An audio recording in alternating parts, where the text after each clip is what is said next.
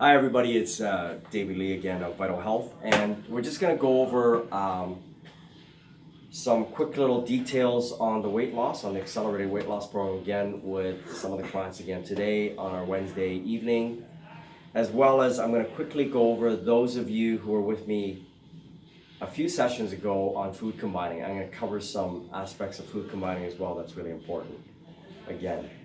All right? Okay. So for the accelerated weight loss, so Holly, how's your morning going? It's going well with the weight loss? Like are you doing the shake in the morning or? Yeah, I'm doing a shake in the morning. I do my supplements, then Okay. I eat a bit of fruit. Okay. You're not hungry, right? Like is it filling? The shake is filling you up for a few hours so you don't feel like you need to eat. Okay, so you're good. The only thing I have a hard time with is the morning exercise because I'm very busy in the morning. Oh, like the 30-minute cardio on, okay. As long as you do a cardio after, like in between meals. So if you did a cardio, say mid-noon, 2-3 hours after you've had your lunch, then the only thing your body has to use up for energy is fat. So you want to always do cardio on an empty stomach where you're hungry for 30 minutes. That's when you burn the most fat. So I always tell people that. So when people say, I'm going to wait until after supper to do my 30-minute or 40-minute power walk or jog or whatever, I actually tell them you should actually do it before your supper, because that's when you're the hungriest, and the only thing you have left for your body's reserve is your body fat for energy. So do a quick one, even if it's 20 minutes on a treadmill or 20-minute walk. That's what I do. So the lunch is again the shake like we planned, or are you doing the shake again at lunch? Are you doing a mid-morning snack? Are you doing a mid-morning meal like we talked about? Yeah, so usually like boiled eggs. Yeah, boiled egg and fruit, melon or whatever, or I like vegetables, like raw vegetables. Peppers, cucumbers, cauliflower. Doing that, okay. That's what I like to snack on. Okay. So you're just having some vegetables and a boiled egg? Yeah. Okay. No dressing? No dressing. Okay. I don't need dressing for that. All right. And then at lunchtime? At lunchtime, I'm going to start doing the shake, but this week I've been doing, it's a chickpea curry. So it's very basic. It's chickpeas, carrots, tomatoes. Okay, so basic vegetable and protein, okay. Yeah. You entered it on your app, the right portion. Yeah. Okay, and then mid-afternoon snack? Yeah, again, I'll do the same thing. Fruit maybe in the afternoon, or more vegetables. Okay. You know about the fruit, eh? You gotta be careful. You want to stick to the low sugar fruits, right? Yeah, melons, strawberries. Berries, yeah. But not too much. And watch the oranges, watch the grapes, watch the bananas, watch the apples. Those are higher sugar fruits. All right. And supper time, you're doing a meal, right? Yeah. Okay. So you're doing your non-starchy vegetables of any kind, right? Broccoli, Brussels sprouts, whatever. Yeah, tonight, like I ate before I came because of the schedule of my family, but tonight it was like bok choy and zucchini. Good. With pork chop. Pork chop, okay. All right, how was the pork chop cooked? Barbecue? No, it was fried in just a little bit more on the stove. Okay. Just want to tell you, if you want a fast weight loss, all oil has to go, just for the 6 weeks. It's gotta go. So so next time if it's pork chop, make sure it's grilled or barbecue. All fat and surrounding fat cut off as well. All marbled meats, all the fat needs to be cut off, because that extra fat will increase the fat intake of the meat. So it's something people don't realize. Like I'll even take fresh roast beef that I get from the deli, from the butchers, that's freshly made every week. It's the real roast beef, there's no additives. And if there's fat in there, I actually cut it off. If there's fat in between, I'll even cut that fat out. Like I actually will not eat any visible fat, because even if you can't see the fat in the meat, the average beef is still 17% fat in the actual tissue. So it's still high fat. Unless you get organic. Like my organic free-range beef I buy sometimes, it is 7%. It's much lower because it's grass-fed, right? Free-range. So that's the only thing I want to caution you on. What are you snacking on in the evening? What are you snacking or something? You haven't been? You're pretty good after supper. Yeah. Okay. Good. Water. Herbal teas. Good. Drink all the herbal teas you want. Okay. All right, Susan, food combining. And this would be good for you to know as well for weight loss, Holly, because it's quite beneficial when it comes to digesting food quickly, so you have energy to train and stuff like that.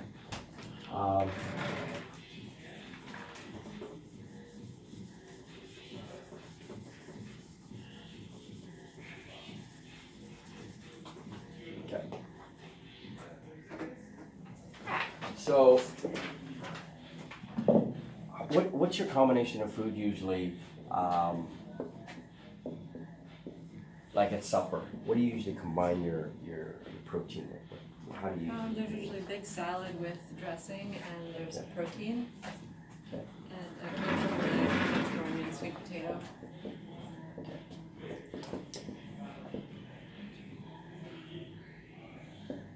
Vegetable. I do use the dressing on my salad, so there's Okay. that. And then you'll have a sweet potato.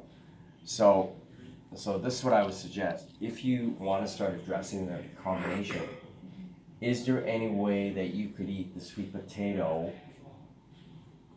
at mid-noon at work as a separate carb meal? Yes. And then that way, in the evening, you can have your steamed vegetable and your salad with your meat. That's kind of how I do it sometimes. Okay. That's how we do the food combining only. So I'll eat so I'll go say mid-noon. This is one of the little tricks that I do mid-noon. To make me feel like I'm having a meal, I'll have like a 8 to 12 ounce sweet potato.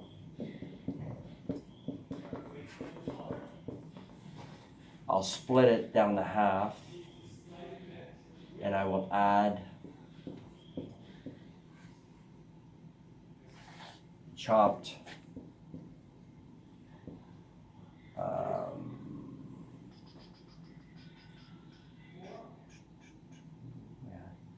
I will add in mango salsa.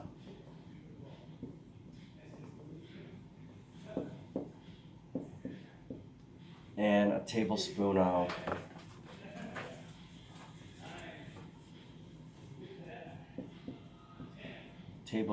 low-fat sour cream yogurt dips you can buy at Health Wed Nutrition. So I'll add a tablespoon of that to salsa on my sweet potato. So I feel like I'm having like a separate meal, like it just makes it more hearty, right? I'll do that both with sweet potato and white potato.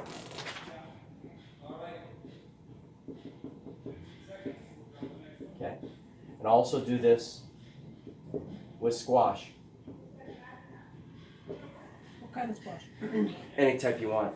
I usually like my, the pepper squash? Pepper squash. The green one?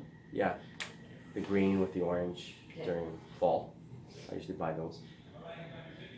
And I will hollow it out, and you cook it up, and I literally will bake it the last 20 minutes with a teaspoon of maple syrup in it, with a small chunk of butter, like a half teaspoon of butter in there, with a couple raisins and some chopped almonds. I'll fill it. Yeah. And I bake that. Like you usually have to bake it or steam it or whatever for the first, 20 minutes, right? And then I bake it in the oven like that. Okay. So that's one way of combining your foods properly. Another way is, here's a trick on how you combine your foods properly at restaurants. This is how I order. Meals at restaurants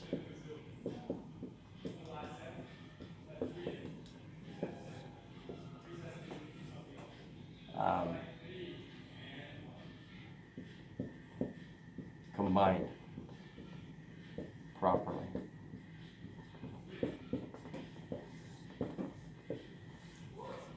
So what I do is I order the food at different intervals.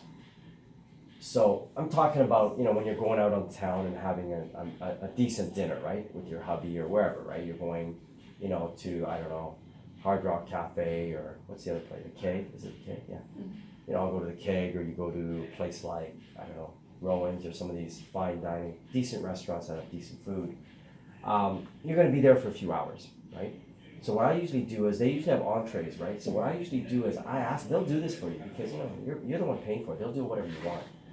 I'll ask them to give me the starch, vegetable, up front before the main course. So I'll tell them, listen, can you get me the basmati rice that you make or the potato now? Or like I'll have it with the entree. So I'll have the soup. So they'll usually serve you a soup, right? So you have the soup, and I have the soup with the starchy vegetable. So I'll have the soup and the rice or potato first, right? Then you wait an hour, 45 minutes. And still that's better than nothing because your body has a chance to digest a good portion of your starch. Then I eat the main entree,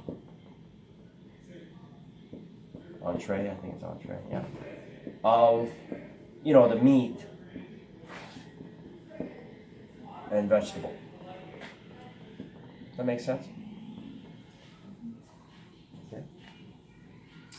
What does that do by separating Separating starch it? and the Yeah. meat and the vegetable? So the reason why you have to do that is because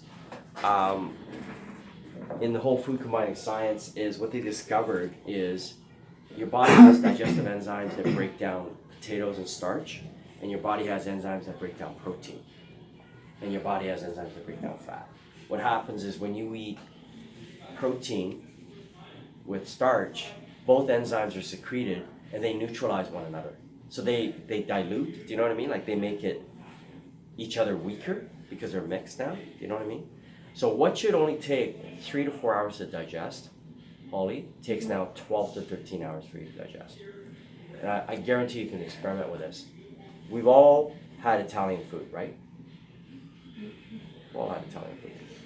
What happens when you eat, so have your pasta dish, and I like Italian food, right?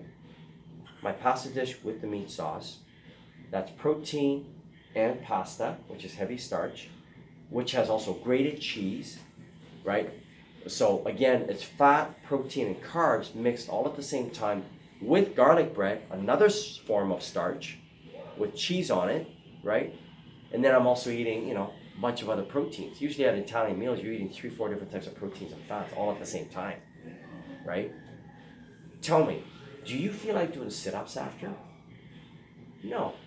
You seem like you can't hardly walk, right? You feel like taking a nap after Italian meals because the body now has to digest all that, and you're looking at good 12, 13 hours. Like when I go to my Italian friends' houses and we have those big meals, we're eating for like 4 hours, man. Like, the entrees keep coming out, right? Like, I don't feel like I need to eat for at least a day after that, right? Because your body has to digest all that, right? But try this. Next time you go to an Italian place, I've done this, it actually works. I will tell my friends that I go to, I'll say, you know what? I'm going to have the salad. I'm not going to have the meat sauce and the pasta. I will actually eat the pasta with just the tomato sauce, right? I won't, like they've got different sauces. So they'll have meat sauce and I'll have tomato sauce. I'll have the tomato sauce on my pasta with the salad. So I've now done the right combination, right?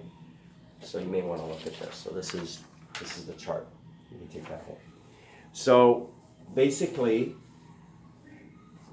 now I'm eating salad, non-starchy vegetables with protein, which is the right combo. So I don't feel bloated, right? Then I'll wait a couple hours. I'll wait an hour and a half. Then I'll have their meat. I'll have their salmon, or I'll have their, whatever, right? And I'll have that with the steamed vegetables that they have. That's how I eat it. And then I'll wait another hour. Then I'll have a piece of garlic bread separate. Or their homemade pizza separate. So I give my body a chance to digest each different types of food. That's how we do it. That makes sense? Now your body has a chance to digest each form or each type of food, basically. That's the whole idea of food combining. I went out with a gal. She totally followed this, 100%. She never cheated. Like, that's rare. Like, I can't even follow 100%. I follow this 50. It's hard, right? It's hard. Because everything in our society is based on carbs and protein, right? Like, you go to a fast food court, what do you get? It's rice, meat, vegetables, right? Everything is that. Everything's like that, right? You go to shawarma, Lebanese, it's meat on top of rice, meat with potatoes, meat with this, meat with that, right? So what I do is, like certain fast foods, you can order it in the right way. Like shawarmas, like Lebanese places, you can just ask for salad, right? With the chicken and the lamb. You don't have to have the rice. I've done that before. Just give me more salad. That's what I ask them. Just give me more salad. They'll give you more salad, more hummus, right? With your, I usually get their shish tuik, their chicken kebabs or their beef kebabs. That's how I do it. And you'll notice you won't feel as full. You'll feel more alert, right? Because when you miscombine, man, it's a lot of blood going in your bowels, man. And that's why you feel kind of like, you're actually a little lightheaded when you eat too much, because your body is working so hard at digesting and separating all these foods. That's why people have gut issues after a while. High acidity, because there's just too much work all the time. And that's why fasting, and we'll get into it, that's another topic. That's why sometimes people fast. Fasting actually is healthy for your body once in a while. Just to even fast a meal, like just fast half a day. I do that on the weekends. Sometimes I won't have my breakfast until like, I won't eat till like 1 or 2, right? Like I'm up at 6 sometimes, 7, and I don't eat till like 3. But I've given my body a break for 2 hours. Okay, so what I hear you saying is you need to combine proteins with vegetables as one component of food, and then allow time for digestion, and then have combine carbs or starchy with vegetables. Yeah. So it's always combined with vegetables, but you separate the protein and the separate them starch. apart, at least for a time period. It doesn't necessarily have to be 3 hours, but even if it's an hour, it makes a difference. You know what I mean? Like even if you could, like, and I'm not saying you have to do this every meal, but say at your supper time where you actually have the time to sit down and take your time to eat, you can actually separate those, right, apart, right? So it's really the protein and the carb you want to separate. Yeah. But the fats you can eat with carbs, right? So that's why olive oil goes with bread, right? You can have sour cream on potatoes, you know what I mean? That's okay. Butter on potatoes is okay, right? So you can combine the carbs and the fat. Yeah. Okay, and that's what all those charts show. And the one thing you always eat alone is fruits, because they just digest much quicker. And you'll notice that, like when I'm training in that, like right now, even before I eat this, right? I ate my 2 pieces of apple. I just made a habit. I had that like an hour ago. I had the apple. Now it's digested. Now I'm gonna eat my salad, the boiled eggs. Now I'm still cheating though. I'm hungry. I'm still having my flatbread, right? But I'll have my flatbread, not right away. I'll eat it later on, an hour later. Okay, so that's why in Susan's example, you asked her to eat the potato in the lunch rather than with the dinner. That's right. Okay. Yeah. And you'll notice your system is so much more, you'll notice you'll have more energy. Because every time you miscombine, remember a lot of blood is going to your bowels, which means you'll have less energy for your muscles. And we've all experienced that, right? When you had heavy meals, and I don't know if you've done that, but I actually went on runs where I didn't completely digest my food, and then I was still going for a run. The first half of my run, I felt like I was dying. I've never done that. You know, I've actually done it. Just because of time. I only had so many hours to get my run in before I had to go back to my next client at the gym, you know. But that's why they say small meals, portion size better than big, right? Any questions on that so far? Or No, thank you. not pretty straightforward. Yeah. And guess one of the Asian culture recipes that always follow this more than other cultures, Japanese and Korean food. They follow this more than other, because a lot of their foods, they'll give you rice, but you don't even always have to get rice. You get all these vegetable side dishes, and a lot of times it's like raw and pickled, and you have that with your protein, right? So the Japanese do one good version of this, and that's their sashimi. So sashimi is fish sliced thin with the ginger and salad and vegetables, but no rice. Like you eat the fish in slices, raw, some of it's cooked, and you have that with just vegetables. Have you ever had that? It's a Japanese restaurant. Yeah, they do that. It's called sashimi. So you know the place I found that's really good, and it's pretty reasonable. I just discovered them this year. 168 Sushi. Have you heard of them? Oh, yeah. Yeah, they're on Maribel and Netherlands. Oh, okay. There's Yeah. one on Sunderland too. Is there? Oh, Yeah. okay. No, okay, good. And they're like, it's only like $15 by the way. It's like 15, is it? Or 18? But is it all you can eat? It's all you can eat for Yeah, 18 it's bucks. the same on Sunderland. Yeah. Because Sushi Con here on Bank, they want $29.99. I'm going, wait a minute, it's the same food.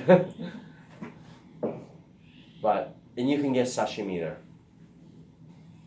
And there's another one you can get, I don't know if they do it, is salad. Can you clearly see what's cooked and what's raw there? Is it Yeah. easy? Oh, yeah. Because like I want to really make sure that it's, I don't eat like raw, Yeah, you're not into raw. No, I mean I might, but Yeah. I think The- that it's not. What's healthy. different about sushi is it's all about the freshness. There's a whole science, Japanese have it Yeah, down. yeah, yeah. They keep it in these special sushi freezers. I don't think they do it here though. It's. No, it is done here. Yeah, they have to. Yeah, it's by law. You have to. These are like food boards. So they have the special refrigerators that Right. keep Okay. at a certain temperature, where the fish is kept always at a certain temperature, so the bacteria doesn't. And it's all fresh, and they have it wrapped a certain way. Right. Okay. Yeah, and it's fresh. Like it's pretty fresh, and then they cut it and you eat it that day. Okay. Whatever's old, they throw out. So it's pretty. No, it's pretty. What's the name again? 168. 168 sushi. It's 168 sushi home. I think that's what it's called. Yeah. 168 sushi. Okay. It's a good deal. If you want to go for a nice meal. Okay. It's Thanks. just you gotta watch portion size when it's all you can eat. Yeah. Don't I get mean- the shrimp tempura baked in oil. Okay. Batter. Thank you. But he works out, so he'll burn it off once in a while. It's like rolls and sushi. Yeah. So that is one of the benefit, right? So once you get into your ideal weight and you're working out, as long as you're working out, you're okay to treat yourself once in a while to tempura, to stuff that's battered, right? Because your body's gonna burn it. So that's the benefit of training. Just a Okay. question on fat. So Yeah. fat's always with carbs? Not necessarily. I'll do fats with vegetables, right? I put butter on my asparagus, right? Right? We all do that. I put, I put my baba ganoush on my bok choy, on my, steamed kale, on my broccoli, right? Because baba ganoush has olive oil in it, which is a fat, right? You know what I mean? So, many ways of combining it. And one of the things I strongly I suggest you should try to help your gut and stronger, fermented vegetables, very good for your gut. Sauerkraut being one of them. Try to get your sauerkraut from Polish delis or at the health food store, because they are made from, number one, organic cabbage, but they have less sodium. You don't like it? Yeah, some people don't like it, yeah. Do you like spicy? Mhm. Well, Koreans do a fermented, one of their main staples is called kimchi. Oh, I've tried that. You've tried it? It's hot, it's like a pickled vegetable, like cabbage. Mhm. Yeah. And Costco sells it, but you can buy it also, like you can just have it at the restaurants here. You can take it. Kimchi. They even have it at Green Door, a vegetarian restaurant. Kimchi is now becoming a national dish. Like you can buy it so Costco sells it. You can buy it at the Korean store. Small container, like not a big one. You can buy it like small, just to have it. 25 minutes. When we stop and then start again. 25 And minutes. yeah. No, that's good. I think that's good. That's 25 minutes. Yeah, finish. Okay. Yeah.